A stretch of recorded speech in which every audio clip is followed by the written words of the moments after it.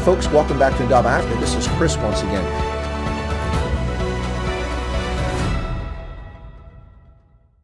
Hey folks, welcome back to Ndaba Africa. This is Chris once again.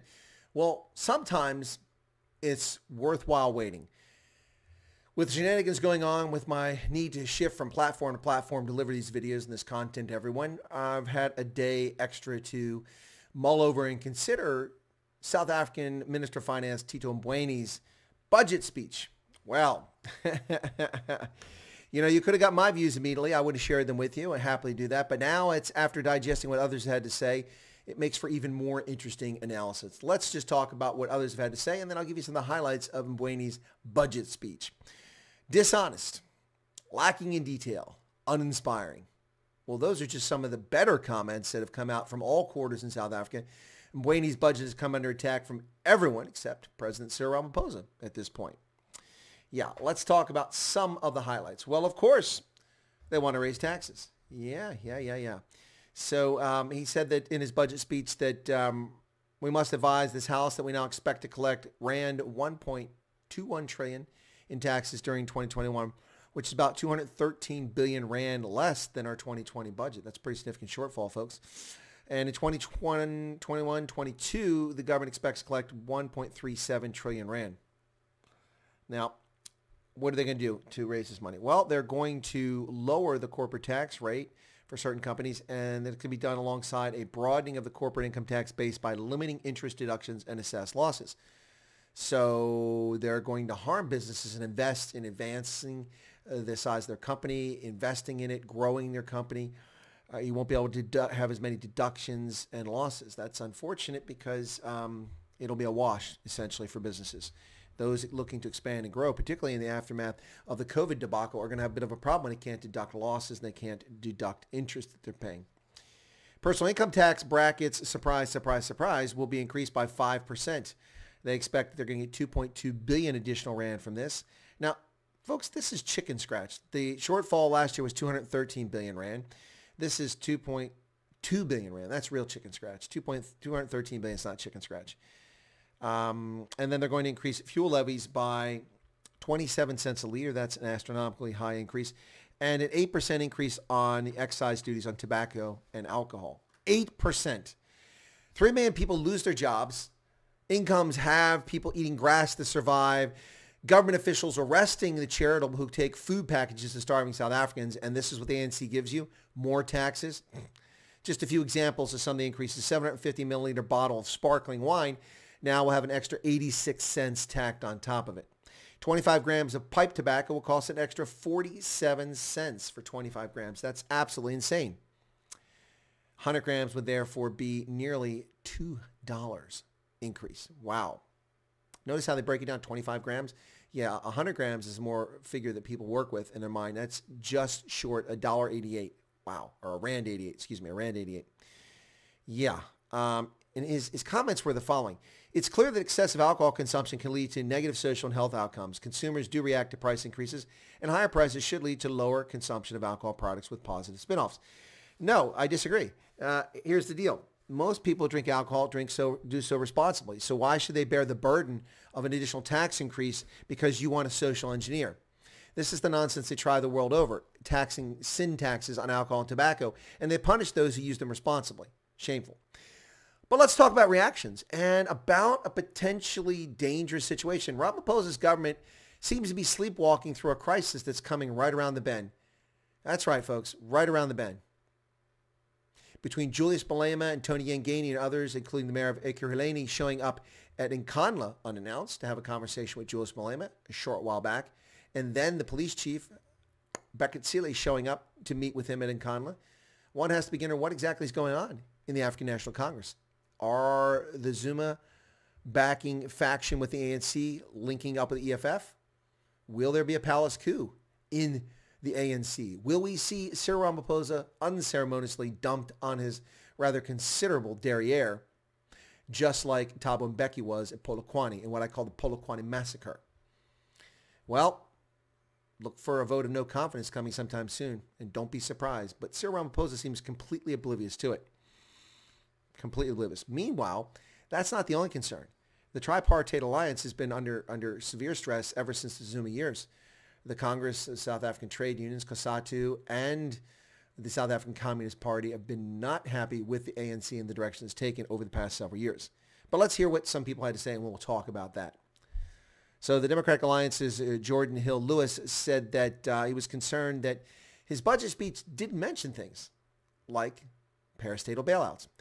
Our biggest concern is that was a lot of that was not in the speech that is in the detail of the budget.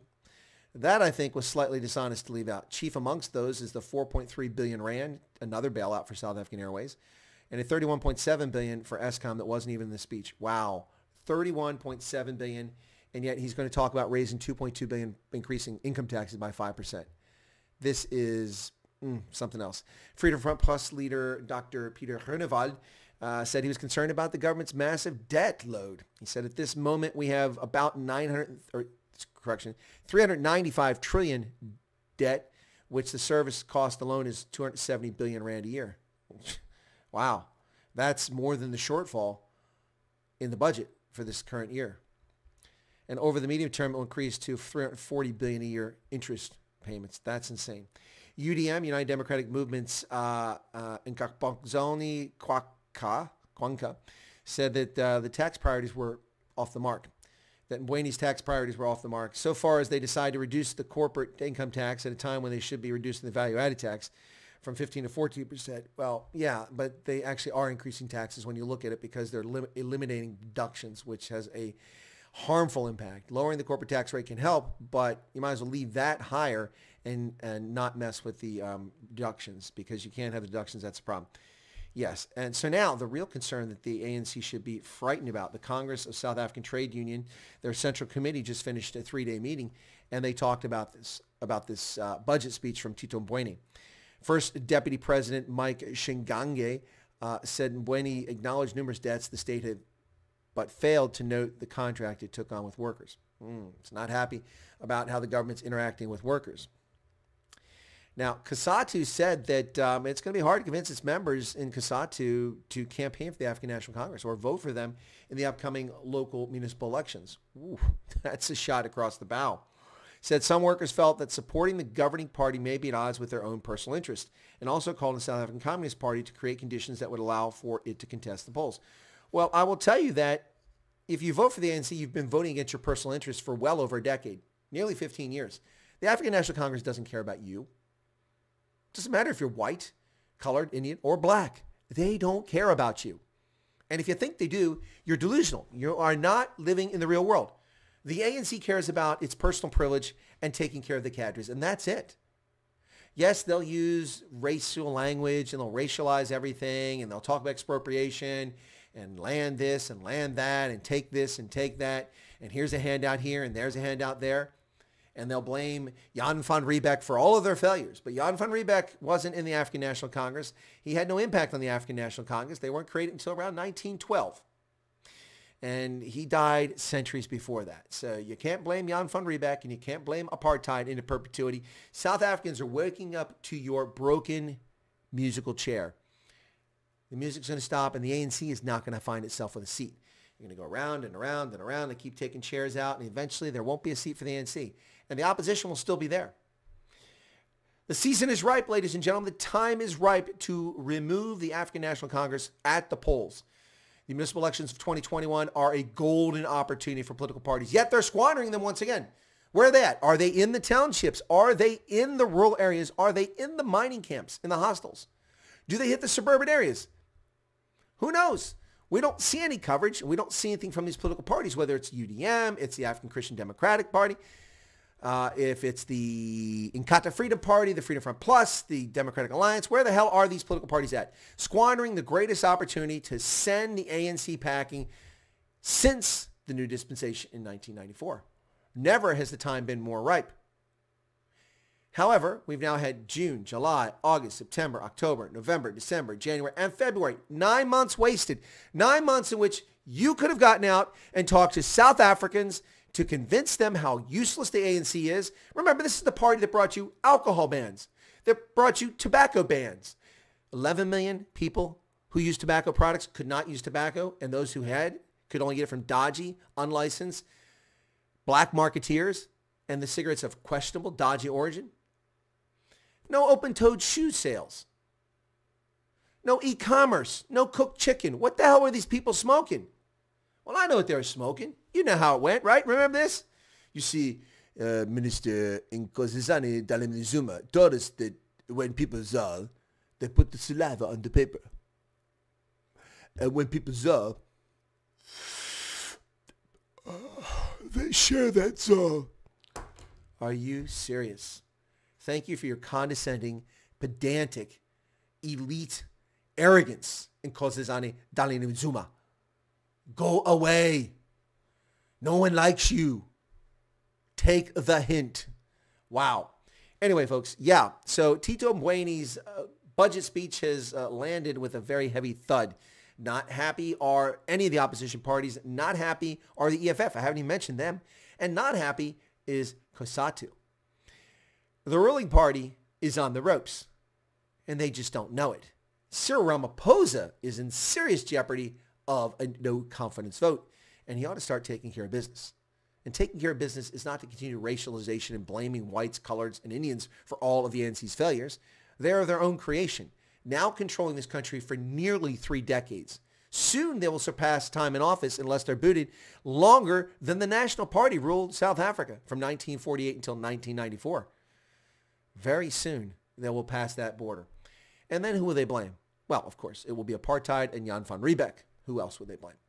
Because the ANC is incapable of failure. When the reality is they seem to be incapable of practical, functional, honest, legitimate, uncorrupt governance.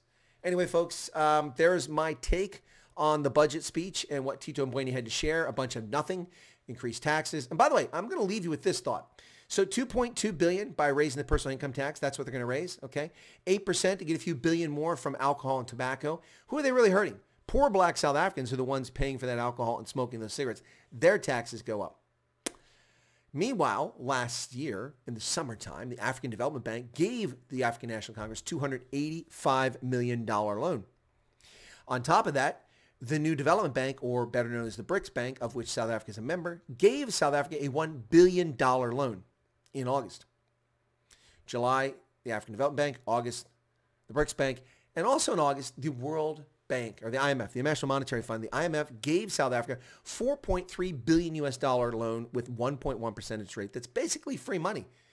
It's basically a grant because you repay the money. It's worth less than you borrowed it because of inflation. Inflation will be higher than 1.1% guaranteed. So that's $5.6 billion, or the exchange rate back then, which was 18 to the dollar, that was $90 billion, or 90 billion rand, excuse me, 90 billion rand. We're talking about chicken scratch here that they have to make up. They took in 90 billion rand. By the way, the total estimated cost of providing a vaccine for all South Africans by the government itself is 20 billion rand.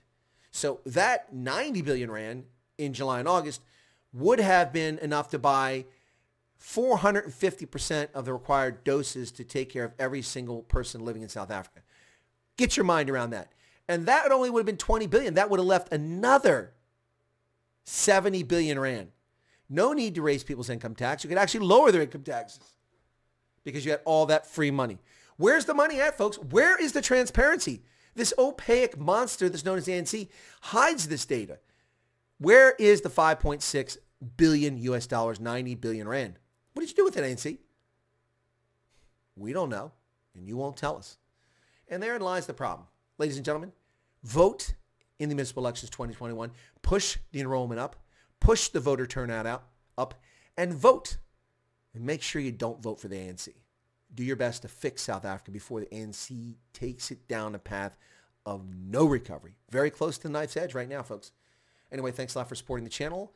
Whether it's on this platform or another platform, I really appreciate it. Thank you. Give us a like or a flame up or a rumble, whatever it takes to promote this video. Thank you very much, whichever platform you find on, folks. Have a lovely day and hang in there. It's a bumpy ride ahead.